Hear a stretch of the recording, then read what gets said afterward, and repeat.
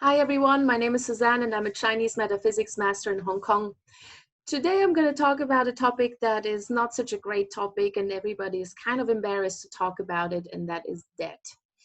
Yeah, I get a lot of questions when it comes to my Bazi consults about whether or not it's possible to see if someone is going to run into debt problems either this year or in the future, or if someone is actually more prone to accumulating debt than other people. And the answer is yes.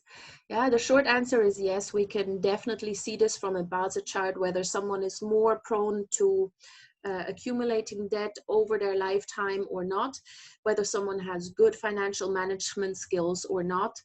And that is usually a character trait that is seen quite easily in a Bazi chart. But aside from the natal energies, yeah, from the energies that you're born with that kind of determine more or less your character and your attitude towards money, there is then on top of that always also an annual type of energy that enters your life on an annual basis. Yeah, sometimes we are doing really, really well financially, and then there are years where we constantly run into financial problems. And that is very often explained through what we call auxiliary stars in Bazi astrology. They only enter our life on an annual basis. They change every year, and that's why there are fluctuations, even within the context of, let's say, someone who's very, very good with money. Even they can have years where money is tight.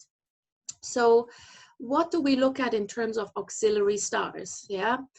Um, this year, there are particularly three earthly branches or animal signs that need to be careful when it comes to running into money problems or having a debt issue. The first one is the horse. Yeah, people who have the horse in their chart, be that in the year, the month, the day, or the hour, they will basically counter the year's energy, and that can affect all areas of life.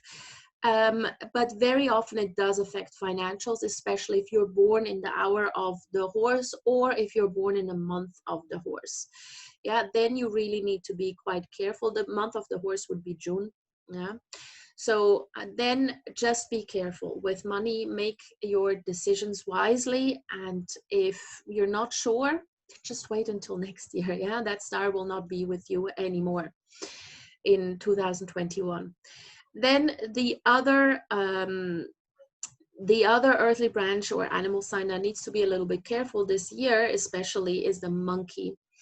So if you have the monkey anywhere in your chart, the auxiliary star that is entering your life or has entered your life is called the greater consumer. Yeah, so as the name implies, you will spend more money. And if you are a business person, it's very likely that you're going to run into cash flow problems.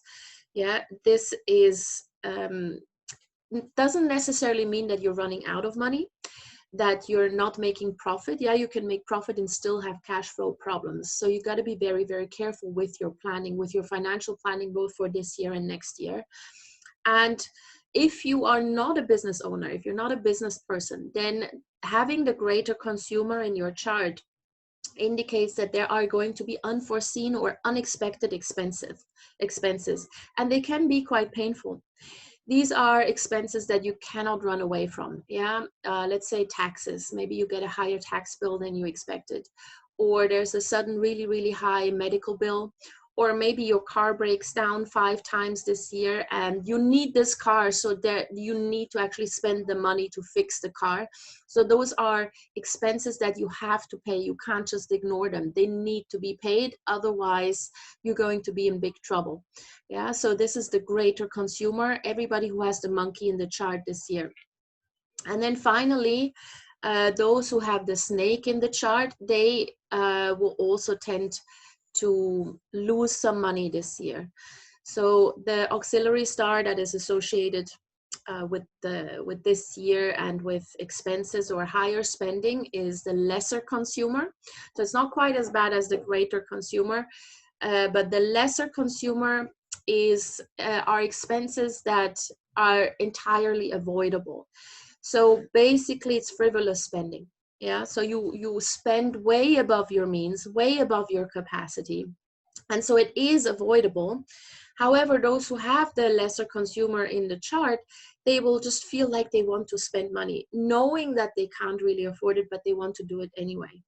So this is one way how we see whether or not someone is going to run into money problems, yeah, in any given year. There are other indicators that are more permanent. Yeah, that takes a little bit longer to explain, but there are other indicators in every person's Bazi chart that show us whether you are more of a saver or a hoarder, even someone who accumulates money, or someone who tends more towards risky sort of investment endeavors. Yeah, and that is very, very obvious in a chart. And if you then layer on top the auxiliary stars that come in every year, you may end up in big trouble. Yeah, so this is something worth looking into. And if you do have the monkey or the snake in your chart, yeah, just be very, very careful this year. Anyway, the economy is not great. You may not be doing so great either. Just have a budget. Yeah, definitely have a budget for this year and next year, because you are prone to have these sort of expenses, and especially the one that are unexpected and painful because they're just large sums of money. Yeah? So if you have the monkey there, make sure that you have some money put aside in case an emergency like that arises. Yeah, so this is on the topic of debt.